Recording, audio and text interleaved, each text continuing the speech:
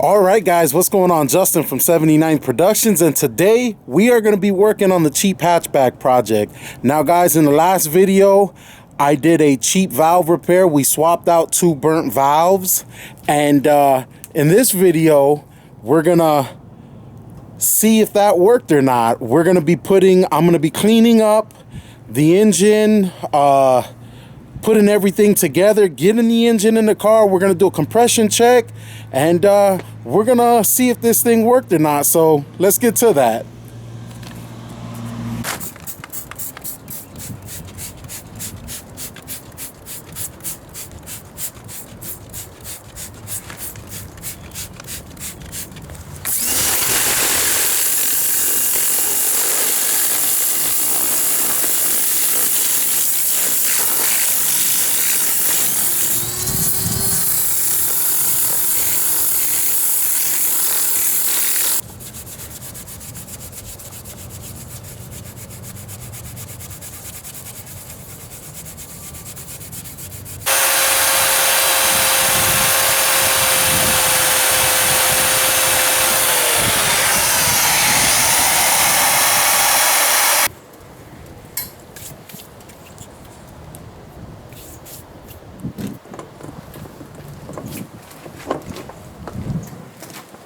All right, guys, so here we go. We got the engine cleaned up and we're getting ready to put the flywheel, clutch, and transmission back on. We're gonna pull this thing down and this thing is almost ready to go.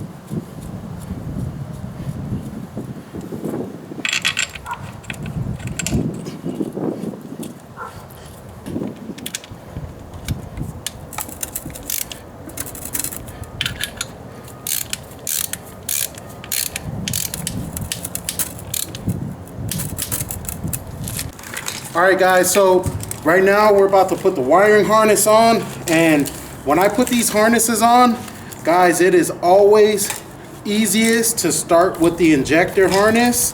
Now, that way you can kind of guide everything back into where it needs to go. See, like the alternator harness just dropped down to the alternator. So, yeah, that's what I like to do. I like to just start with the injector harness and just keep moving and get everything else plugged in, and we're good to go.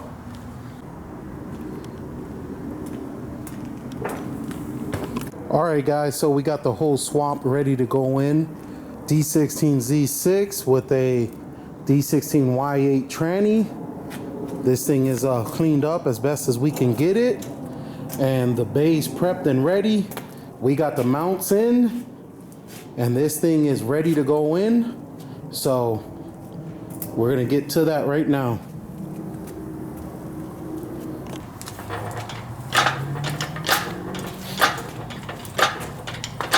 All right, guys, so we're getting ready to put the engine in, and what we want to do is be really careful we don't scratch the engine bay paint up. We need to center it in the bay a little bit. And this is the fun part.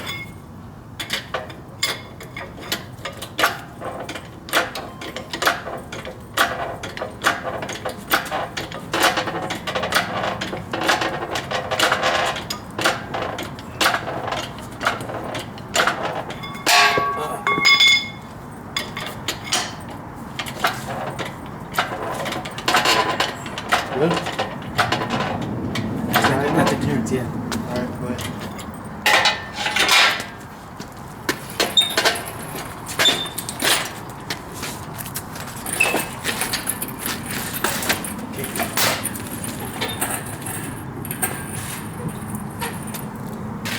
Good? Yeah, perfect. Set it down slow.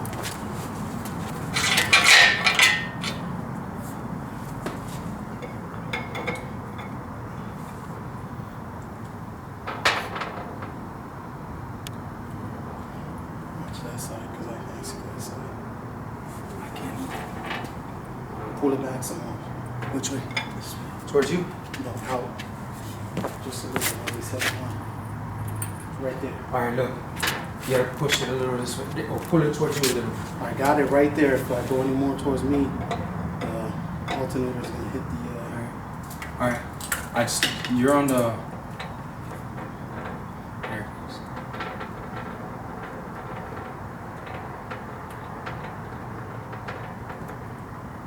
Oh, that's hitting them out. All right, we're right there. All right. One. It's Little still more down. Little yeah. more down.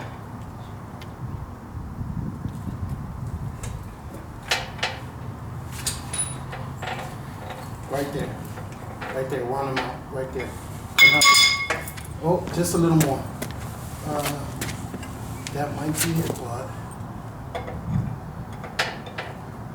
more. Right there. Push the jack forward. More. More. More. But that crank pulley's gonna hit the. I'm watching it. Go. I'm watching Push it. it more. Push. Push. See, the crank Little pulley's more. tapping it already.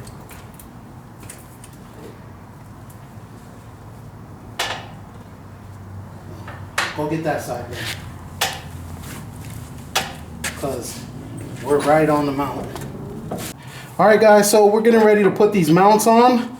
This driver's side mount. And what we're going to do is we're going to come through here. We just got that on there. We're going to put this bolt through first. Now that that's through, we'll put the other, we'll put the nut on it. And we're going to come down and we're going to tighten these down a little bit. Well, we don't want to cross thread them, so we got them in place right there. And guys, we are just going to hand tighten all of this. That way we can get the tranny mount on. And we're not going to have to fight that too much, but we just want these hand tight. Alright guys, so we got the mounts hooked up. And we're just going to let this thing down. Pull all this off, the chains and everything. And once we get all this off, we'll start hooking up the wiring harness. Alright guys, so now that we got the whole engine harness connected, we're just gonna feed. This is the inside harness that connects to the ECU and everything under the dash. So we're gonna feed this in through here, and that's gonna pretty much be it for the wiring harness side. Aside from connecting the distributor, we have a jumper harness for that. But this is a pretty straightforward swap. What I'm doing is we're running a D16Z6, but this is a OBD2 harness that comes off of this year car. So it's gonna be a lot easier to make this engine run, and everything's gonna just plug up. All right guys, so this is the jumper harness. Picked this thing up on eBay for like 15 bucks, but it's gonna plug the OBD1 distributor. It's gonna plug the OBD1 distributor, connect it here. it's gonna plug it into the OBD2A wiring harness from the factory. So that makes this plug and play, and I don't have to jump anything or cut any wires or anything. It just makes this plug and play. So pretty easy, and I picked this up on eBay for like 14, 15 bucks.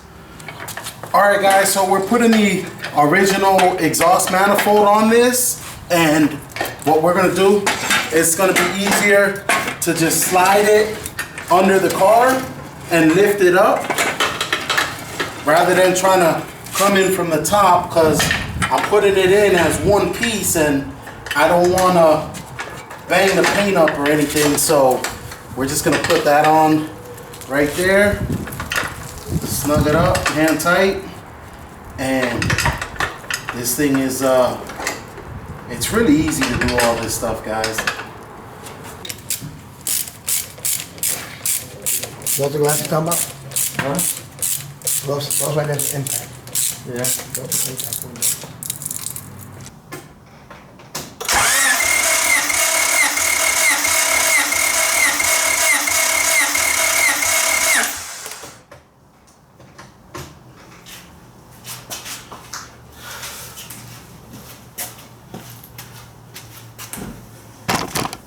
Guys, this one's just a hair over 120.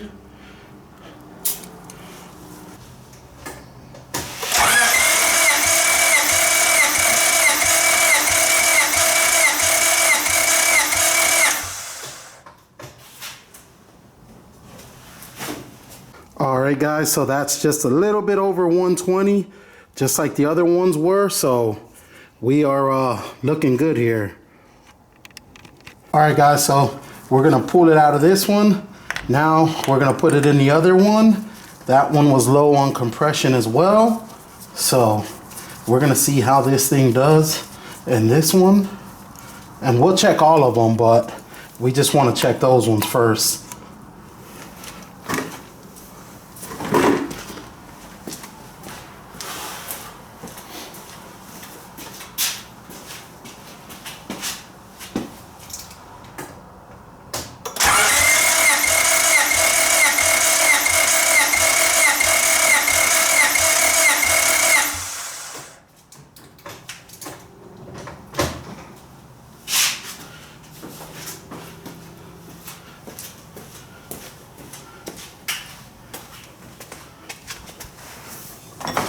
Guys, and this one's back up to 120, so all cylinders are at 120.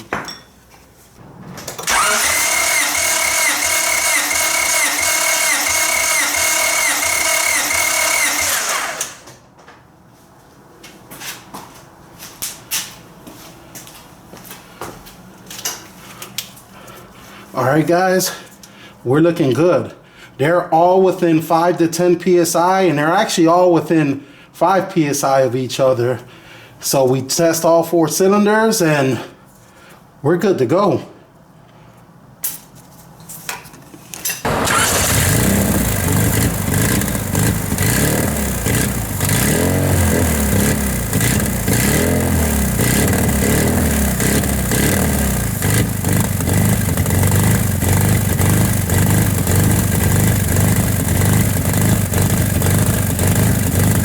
All right guys, so super excited about this. The engine, I compression checked it, and this thing, all 4 cylinders are within 120 to 125. They're a little bit over 120, but my compression checker doesn't really have the it doesn't have each PSI. I think it goes in like increments of 5. So, you know, it's about 120 to 125. And guys, I'm not exactly sure about this, but someone once told me you need about 95 PSI to start an engine.